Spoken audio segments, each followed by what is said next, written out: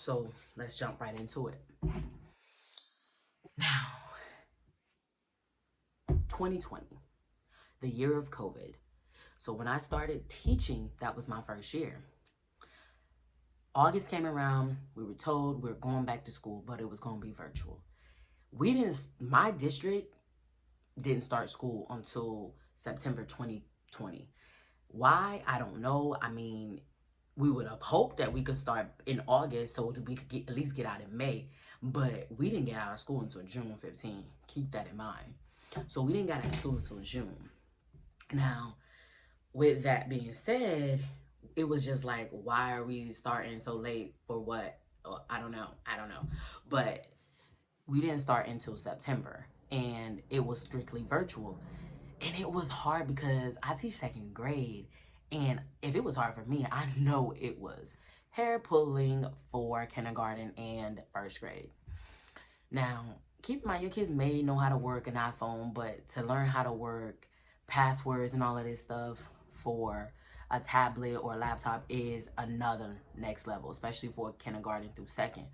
So virtually, I teach at a Title I school, so it was virtually no help.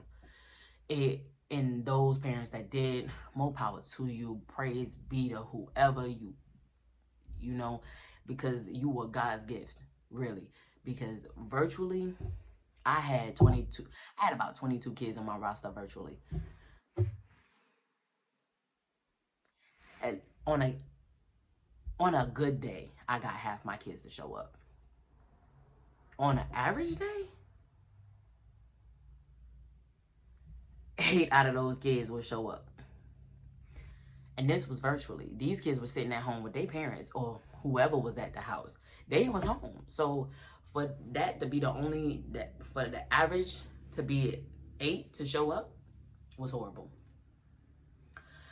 And virtual was already bad because the only reason we went in September is because some program we were going to use really didn't start to September. It wasn't active. It wasn't going to be active. And then it turns out by the end of that, we didn't even use the program. It was canceled halfway through for some privacy reason or something. I don't know. But now we stuck going to school until June. That was some BS.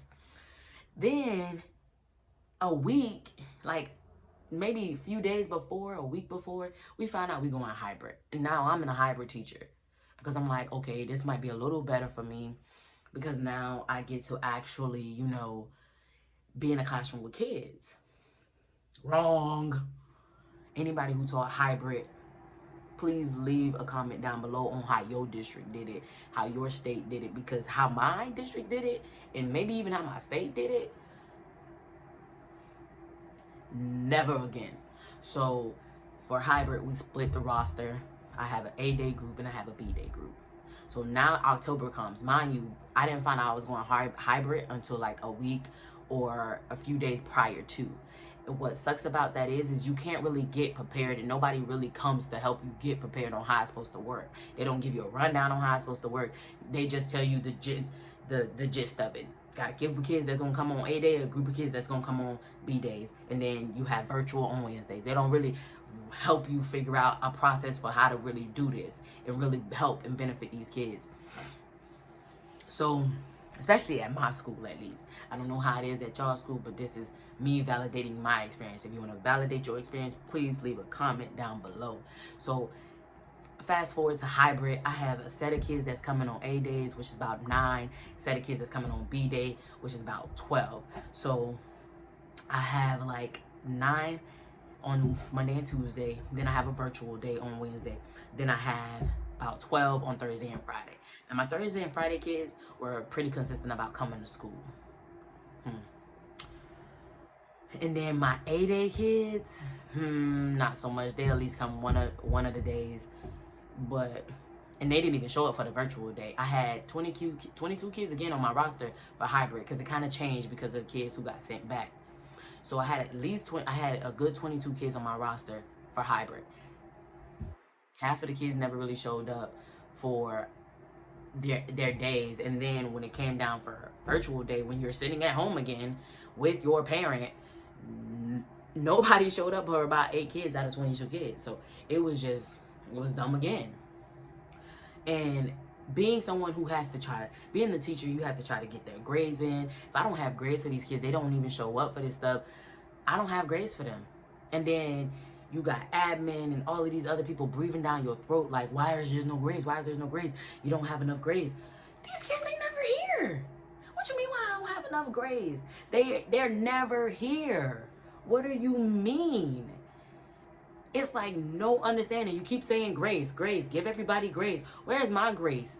Because I didn't get no grace when you wanted me to give these kids grades. I don't have nothing for them. And I'm trying to give everybody the same grade, but these kids are never here for this stuff. And I got kids, when we miss stuff because of testing and all of this extra stuff y'all still trying to do, it makes no sense. These kids are never here.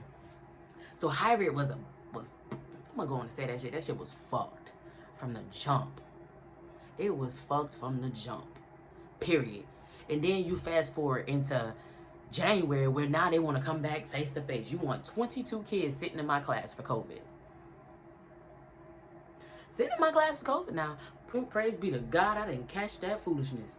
And I can't say some of my kids did because, you know, I don't really know. They don't really get what's even worse. They don't really give out their information. Somebody just come pick up their device. They didn't give out no information on whether or not these kids gave you COVID. They didn't try to clean no classroom for no COVID or nothing. And janitors kept quitting left and right because they didn't want to. They was putting too much on the janitors to clean everybody's room. It was straight horrible. And then not to mention my kids, and I don't know, it's something in the water or something, but these kids have the most negative energy I've ever seen. Like, it filled the room and they never left the room. Literally, they never left the room. So the energy just stayed in there, bouncing off of each other, feeding off of each other. They never left the room. And because of that, I think it also it built up. It kept building up and building up. And when they would explode, it would explode. And that was the most horrible thing about COVID and teaching in 2020. They never left the room. So we had September 2020, virtual. October through December, hybrid. January 21 to June 15th, 21. They stayed in the room the entire time. The only time they went outside is during recess, and that's a good 20 minutes if we get out there on time without having to deal with somebody's negative emotions holding us up. Somebody's behavior holding us up. That's if we got out there on time. They never left my room. They would go to art in my room. They would go to music in my room, and music was even worse because it was done over virtual. So they never left my room. And then what even made it worse is I never really got a break, because if they had art or music, the art teacher needed 10 minutes to clean off her supplies so that they could come, and it's only 45 minutes worth of music of arts or related arts or whatever for music, PE, and art. It's only about a good 40 minutes. So 10 minutes of that was wasted. By the time she get in my room and I get packed up to leave, it's 25 minutes past. So, and then for music, half the time nobody really showed up for music. It makes it even worse about that. So I would have to sit in my room a few times and have my kids. And lucky for them, when they did have PE, they got to go somewhere else, but most of the time that was outside or in the gym. But it was horrible. Like, it was, I wouldn't wish it on nobody.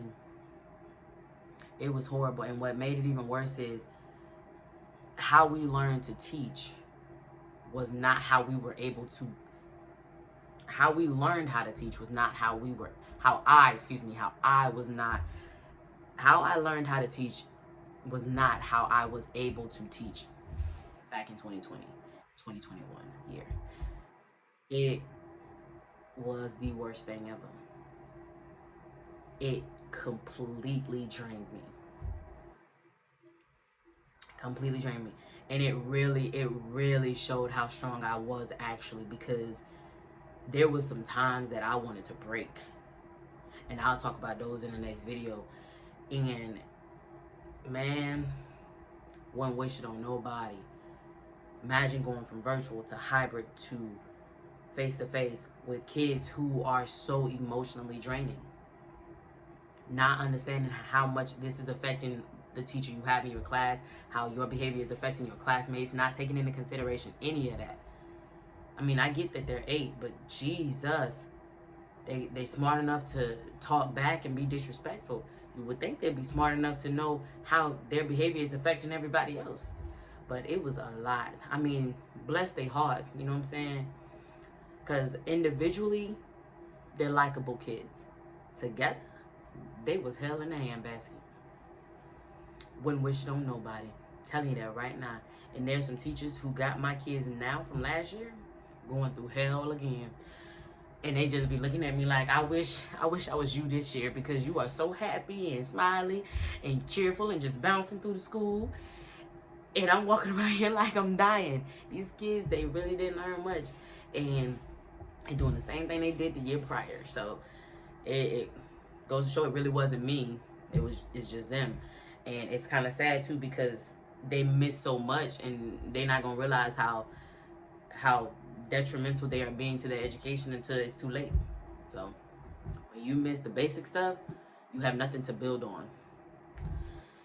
So I just wanted to talk about that, because now I can really laugh about it, because I'm having such a beautiful year now.